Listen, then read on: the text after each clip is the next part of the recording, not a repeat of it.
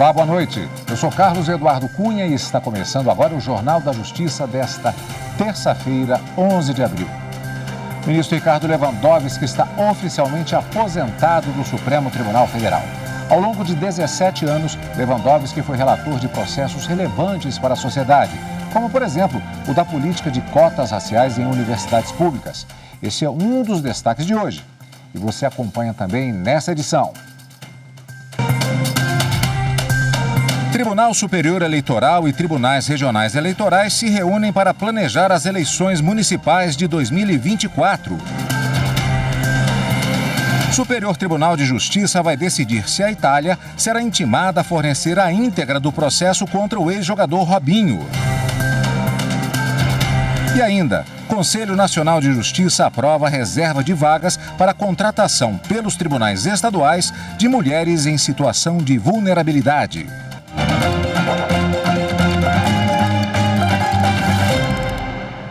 A presidente do Supremo Tribunal Federal, ministra Rosa Weber, e o ministro Alexandre de Moraes estiveram hoje no complexo penitenciário da Papuda. Eles foram visitar os presos denunciados por envolvimento nos atos terroristas de 8 de janeiro. Os ministros ouviram os detidos, inspecionaram as condições da penitenciária e avaliaram a alimentação distribuída. O ministro Alexandre de Moraes, inclusive, provou a comida. Os ministros afirmaram que o devido processo legal está sendo cumprido e que todos os casos estão sendo avaliados individualmente pelo Supremo. Depois, eles visitaram salas de aula e conversaram com outros presos, não envolvidos no 8 de janeiro. A ministra Rosa e o ministro Alexandre também ouviram as considerações da direção do presídio. Um dos pedidos foi pelo aumento do número de agentes policiais que atuam no complexo prisional. A primeira turma do Supremo Tribunal Federal retomou o julgamento de processo que trata da titularidade de um cartório em Tocantins. As informações com a repórter Marta Ferreira. O caso começou porque o Conselho Nacional de Justiça havia anulado a nomeação de Israel Siqueira de Abreu Campos para o cargo de oficial registrador de imóveis da comarca de Palmas, por não haver aprovação em concurso público. Israel Siqueira de Abreu Campos conseguiu afastar na Justiça a decisão do CNJ. Aí o Ministério Público Estadual então recorreu ao Supremo Tribunal Federal. Em fevereiro do ano passado, o ministro Alexandre de Moraes, relator do caso, cassou a decisão concedida pela Justiça do Tocantins, que manteve Israel Siqueira de Abreu Campos como titular do cartório de registro de imóveis de Palmas, bem como determinou a extinção de toda a ação originária. A defesa recorreu novamente, o caso foi analisado pela primeira turma. O ministro Alexandre de Moraes manteve a decisão monocrática e negou o pedido. Moraes destacou que há uma tentativa de contornar não só a decisão do Conselho Nacional de Justiça, como também decisões do Supremo. Reiteradamente estamos vendo isso, estamos acabando agora com essa leva. Primeiro foram os mandados de segurança. Depois, ao perderem os mandados de segurança, entravam com a ação em primeira instância, reclamações para se puxar aqui as ações. E agora, alguns cartórios, seja esse em Tocantins, alguns também em Santa Catarina, Paraná, tentam uma terceira possibilidade de se retomar algo que a Constituição foi muito clara, artigo 236, a necessidade de concurso público. Após o voto do relator, o ministro Dias Toffoli pediu vista e o julgamento foi suspenso. O Conselho Nacional de Justiça aprovou hoje uma resolução que prevê a reserva de vagas para contratação pelos tribunais estaduais de mulheres em situação de vulnerabilidade. A reportagem é de Carolina Chaves. O ato normativo reserva 5% das vagas em tribunais estaduais para mulheres em situação de vulnerabilidade. Nesse grupo estão inseridas mulheres trans em situação de rua e ex-detentas. A presidente do CNJ e do Supremo Tribunal Federal, ministra Rosa Weber, explicou que, apesar da resolução ser específica para os tribunais estaduais, ela pretende adotar a medida também no STF. Essa também interpretação ampliativa, alcançando, além das mulheres vítimas de violência física, moral, patrimonial, psicológica ou sexual, em razão do gênero, no contexto doméstico e familiar, as mulheres trans e travestis, as mulheres migrantes e refugiadas, as mulheres em situação de rua, as mulheres egressas do sistema prisional, as mulheres indígenas, campesinas e quilombolas, é realmente um avanço. Embora o Supremo Tribunal Federal não esteja inserido nas nossas deliberações do CNJ, eu pretendo propor que lá também venha-se a adotar essa orientação tão saudável. A reserva de vagas já deverá estar prevista nos editais de licitação para contratação de pessoal que forem lançados 90 dias após a publicação da norma do Conselho. A proposta foi elaborada pelo conselheiro Márcio Luiz Freitas e aprovada por unanimidade pelo plenário. Após a aprovação da resolução, o Conselho analisou um procedimento de controle administrativo que constatou irregularidades nos critérios estabelecidos pelo Tribunal de Justiça de Roraima para pagamento do auxílio moradia aos magistrados. Segundo a relatora, a conselheira Jane Granzotto, o pagamento foi feito de forma ilegal entre setembro de 1994 e dezembro de 2004. A conselheira votou no sentido de recalcular o valor do benefício, considerando o teto remuneratório previsto na Constituição. Após o cumprimento, deverá o TJ de Roraima informar ao Conselho Nacional de Justiça até 30 dias o montante devido a cada magistrado, o valor eventualmente pago a maior e a forma de quitação de eventuais créditos, se for o caso. A proposta foi aprovada por unanimidade. Os conselheiros também negaram o pedido de revisão disciplinar feito por um magistrado de Paracandu, interior do Ceará, que em 2015 foi punido com aposentadoria compulsória por envolvimento com uma quadrilha especializada em assalto a banco. E essa sessão terminou agora há pouco. O CNJ, por unanimidade, decidiu abrir um processo administrativo disciplinar contra o juiz Valmir Maurici Júnior, da Quinta Vara Civil de Guarulhos, na Grande São Paulo, que aparece em vídeos agredindo a mulher. O magistrado também foi afastado do exercício das funções. A repórter Viviane Novaes acompanha a sessão do CNJ e tem os detalhes para a gente. Boa noite, Viviane. Boa noite, Cadu, e boa noite a todos. Olha, a decisão de abrir o processo e afastar o juiz do cargo de forma cautelar foi tomada agora há pouco, no final da sessão, aqui no CNJ. Vídeos divulgados na imprensa mostram o juiz Valmir Maurici Júnior agredindo e humilhando a mulher na casa em que morava em Caraguatatuba, no litoral norte de São Paulo. A mulher acusa o juiz de violência física, sexual e psicológica. Maurici Júnior já está afastado provisoriamente das funções desde 3 de abril pelo Tribunal de Justiça de São Paulo. Mas esse procedimento ocorre em paralelo ao do CNJ. No procedimento administrativo disciplinar, o Conselho Nacional de Justiça vai analisar a conduta do magistrado e decidir se ele será penalizado. O corregedor Luiz Felipe Salomão disse que o exame do caso revela desvio de conduta do juiz e comportamento seriamente reprovável, com depoimentos tanto da mulher quanto de outras vítimas. Vamos ouvir mais um pouco sobre o que ele disse na sessão de hoje. As imagens acostadas após a perícia realizada pelo órgão do Ministério Público Estadual, o CAEX, revelam cenas impactantes, consubstanciadas em atos graves de violência doméstica, de cunho físico e psicológico imputados ao magistrado. Segundo informações do Tribunal de Justiça, mais de 200 mídias foram apreendidas em poder do magistrado e seguem sendo periciadas, muitas já evidências de cenas de agressões perpetradas pelo magistrado, tendo outras vítimas, o que caracteriza forte indicativo que a prática de atos de violência contra mulheres constituía conduta reiterada do requerido. A seguir, STJ vai decidir se a Itália será intimada a fornecer a íntegra do processo contra o ex-jogador Robinho. Voltamos em instantes.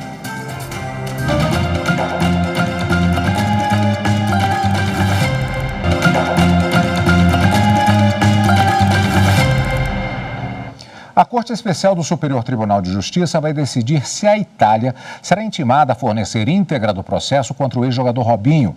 A repórter Kátia Gomes com os detalhes.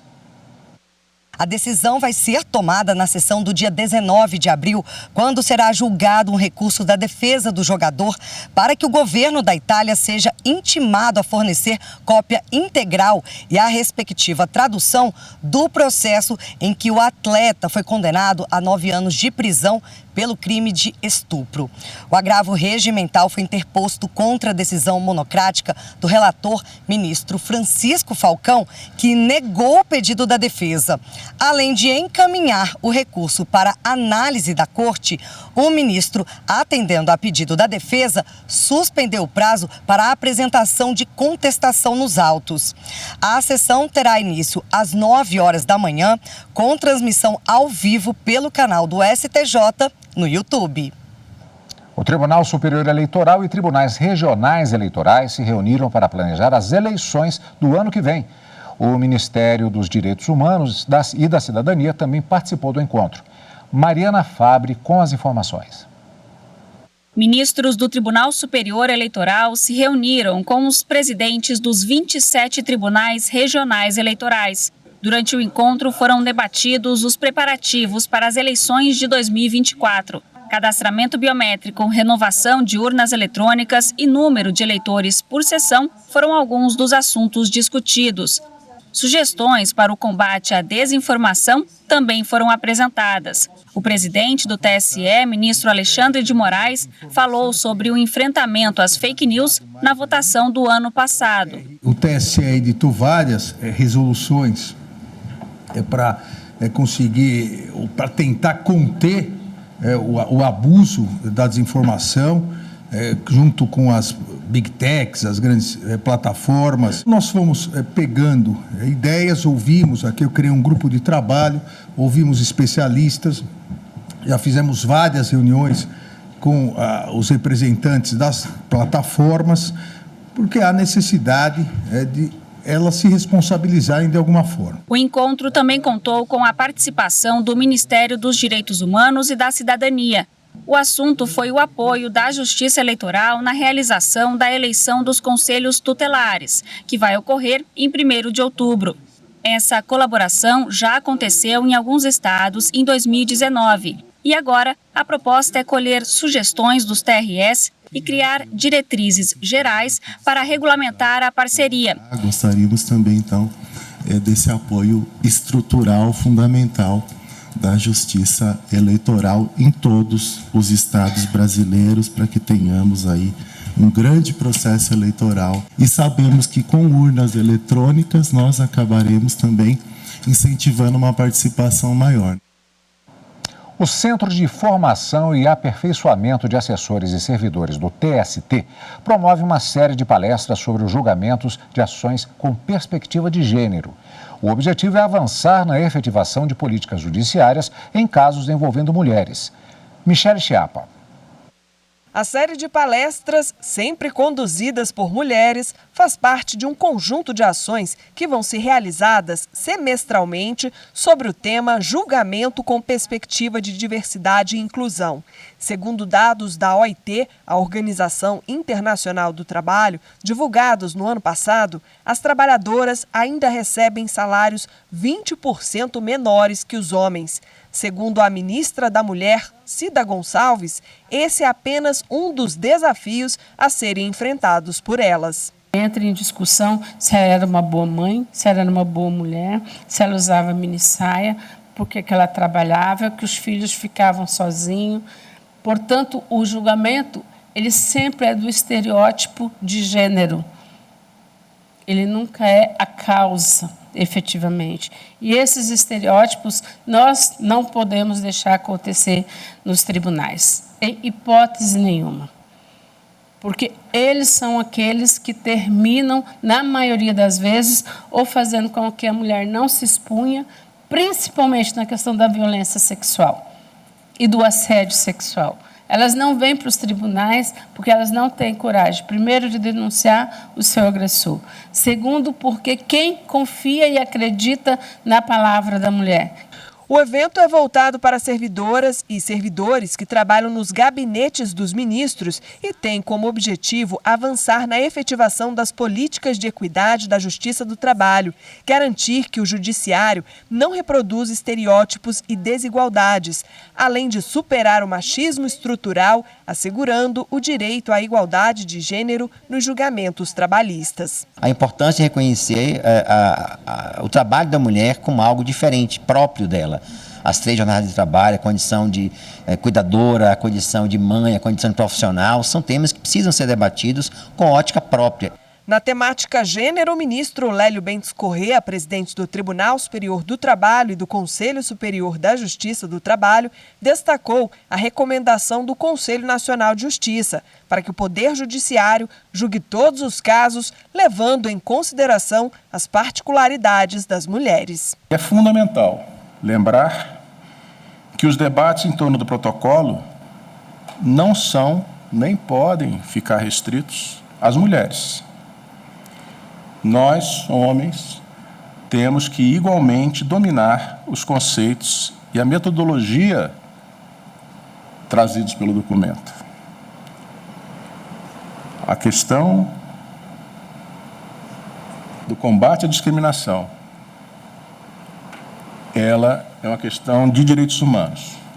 Não podemos nos arrogar a condição de defensores de direitos humanos se não os defendermos na sua inteireza.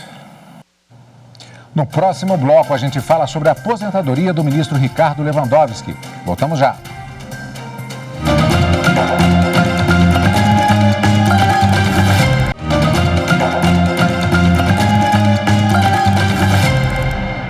O ministro Ricardo Lewandowski decidiu que a competência do Supremo Tribunal Federal investigar a acusação contra o ex-juiz e senador Sérgio Moro e o ex-procurador da República, Deltan Dallagnol. Renato Rosa. O caso voltou a ser relatado em novo depoimento prestado pelo advogado Rodrigo Tacla Duran ao juiz federal Eduardo Apio, na 13ª Vara Federal de Curitiba, onde tramitam os casos remanescentes da Lava Jato. Rodrigo Tacla Duran afirmou ter sido alvo de uma tentativa de extorsão em 2016 pelo então juiz titular Sérgio Moro, hoje senador, e pelo então procurador da República Deltan Dallagnol, atualmente deputado federal. Segundo a PGR, a cronologia dos fatos expostos nesta manifestação aponta para eventual interferência de Sérgio Moro no julgamento dos processos envolvendo a Operação Lava Jato, inclusive os processos envolvendo Rodrigo Tacla Duran, mesmo após sua exoneração do cargo de juiz de direito, mas também passando por atos praticados na condição de ministro de Estado da Justiça. Também destaca a notícia de suposta interferência do senador na condição de ex-juiz titular da 13ª Vara Federal de Curitiba, na prática de atos decisórios nos autos da ação penal. A força-tarefa da Operação Lava Jato foi coordenada por Deltan Dallagnol e depois desmontada pelo Ministério Público Federal. Ao analisar o pedido da PGR, o ministro Ricardo Lewandowski verificou que, ao menos nesta fase inicial, a competência para a supervisão e apuração dos fatos noticiados é do Supremo. Essa foi a última decisão de Lewandowski, tomada ontem à noite, antes de se aposentar. Reforçando, então, foi a última decisão do ministro Ricardo Lewandowski, já que nesta terça-feira ele se aposentou após 17 anos no Supremo. O Jornal da Justiça presta agora uma homenagem ao ministro, que foi relator de processos relevantes para a sociedade. A reportagem é de Viviane Novaes. O ministro Ricardo Lewandowski deixa o cargo quase 17 anos depois de entrar para a Suprema Corte. Ele chegou perto da idade da aposentadoria compulsória, 75 anos. O ministro só faz aniversário no dia 11 de maio, mas decidiu antecipar a saída em um mês, como conta nesta entrevista, logo depois da última sessão plenária que participou. Esta minha antecipação se deve a compromissos acadêmicos e profissionais que me aguardam, e eu agora encerro um ciclo da minha vida e vou iniciar um novo ciclo. Vamos voltar no tempo para contar a trajetória desse carioca, filho de mãe suíça e pai polonês, que imigraram para o Brasil depois da Segunda Guerra Mundial. Henrique Ricardo Lewandowski se formou em 2 cursos superiores: Ciências Políticas pela Escola de Sociologia e Política de São Paulo e Ciências Jurídicas e Sociais pela Faculdade de Direito de São Bernardo do Campo. Foi advogado, secretário de Governo de Assuntos Jurídicos de São Bernardo e presidente da Empresa Metropolitana de Planejamento da Grande São Paulo. É professor titular da USP e do Centro Universitário de Brasília. Especialmente na minha vida acadêmica, eu tenho me dedicado ao estudo e pesquisa sobre os direitos fundamentais. O ministro entrou para a magistratura em 1990 como juiz do Tribunal de Alçada Criminal de São Paulo. Depois se tornou desembargador do Tribunal de Justiça de São Paulo. A chegada ao Supremo Tribunal Federal ocorreu em 2006, por indicação do presidente Luiz Inácio Lula da Silva, para ocupar a vaga deixada pelo ministro Carlos Veloso. Entre 2010 e 2012, o ministro foi presidente do Tribunal Superior Eleitoral.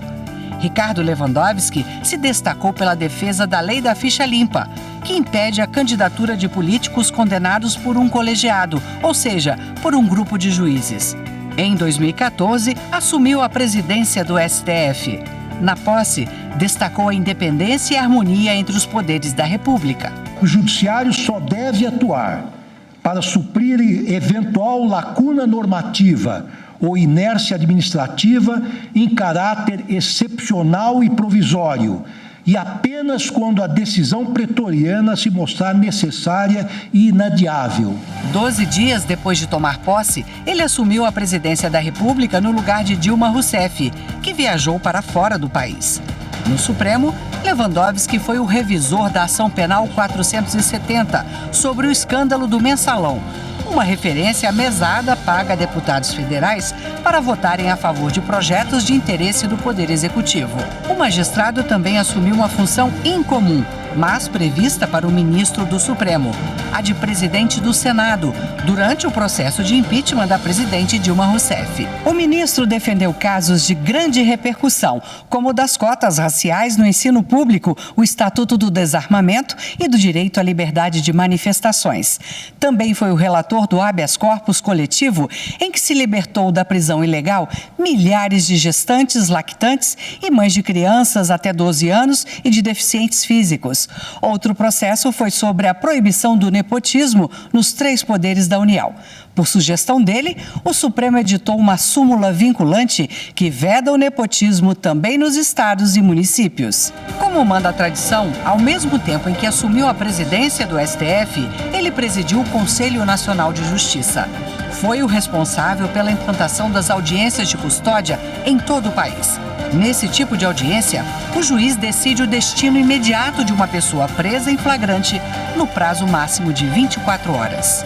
Isto é algo que não só contribui para impedir, evitar os encarceramentos que não são devidos, né, que podem ser eventualmente tratados com outras medidas penais, natureza cautelar, mas também é um instrumento importante para que se possa prevenir e mesmo impedir a tortura daqueles que estão sob a custódia do Estado juiz ou do Estado polícia. Então, esta é uma das iniciativas das quais muito me orgulho e quero dizer que hoje isto é uma realidade porque foi positivada, quer dizer, hoje faz parte do Código do Processo Penal. Então, esta é uma das realizações que eu levo para esse novo ciclo de vida que vou iniciar.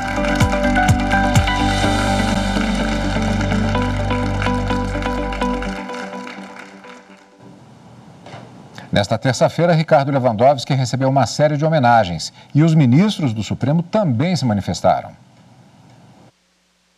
A ministra Rosa Weber, presidente da Corte, destacou a trajetória produtiva do ministro. Nesses 17 anos de atuação na Suprema Corte, Ricardo Lewandowski contribuiu de modo inestimável para a evolução, em nossa realidade, dos ideais proclamados em seu discurso de posse na presidência do Supremo Tribunal Federal, somando esforços na contínua atribuição de efetividade à Constituição de 1988, ao conferir a devida supremacia às normas constitucionais, cuja resultante deságua no incremento da justiça e da igualdade sociais de que tanto carece nosso povo. O ministro Luiz Roberto Barroso ressaltou o perfil de Lewandowski. O ministro Ricardo Lewandowski é extremamente fidalgo e defende com empenho e coragem suas posições. O convívio com ele é sempre agradável. Argumentador, erudito e competente, fará falta aos debates no Supremo Tribunal Federal. Já o decano, ministro Gilmar Mendes, ressaltou: o ministro Lewandowski apresentou ao longo de toda a sua trajetória no Supremo Tribunal Federal inúmeras qualidades, as quais não canso de evidenciar. Delas são exemplos a coragem, a envergadura com que se pauta nos temas institucionais e, sobretudo, a grande abertura de espírito de Sua Excelência, que sempre mostrou disposição para considerar o posicionamento do outro e, assim, de aprender em conjunto. Para o ministro Luiz Fux, Lewandowski deixa um legado. O ministro Ricardo Lewandowski é um grande defensor dos direitos fundamentais e da proteção da dignidade humana. Nos mais de 30 anos de magistratura, produziu com competência um vasto legado, apoiado nos valores democráticos. Desejo sucesso nos próximos desafios. Já o ministro Edson Fachin lembrou ações importantes relatadas por Lewandowski. É longo o caminho para a construção da sociedade justa e solidária, almejada pela Constituição. E o ministro Ricardo Lewandowski deixa passos decisivos neste percurso, como relator de decisões que sedimentaram conquistas antirracistas, a DPF 186, e sociais, tema 220, para lembrar apenas um deles. E como ser humano, cortês e afável, deu exemplos de uma atuação institucional dialógica e progressista. Seu legado orgulha o Supremo Tribunal Federal e honra a história de lutas democráticas deste país. Para o ministro Alexandre de Moraes, Lewandowski foi um professor. Tenho muita honra de ter compartilhado os ensinamentos do ministro Ricardo Lewandowski durante 6 anos no STF. Sua competência, lealdade, coragem e inteligência são motivo de orgulho para todo o Poder Judiciário. Ficamos por aqui. Tchau!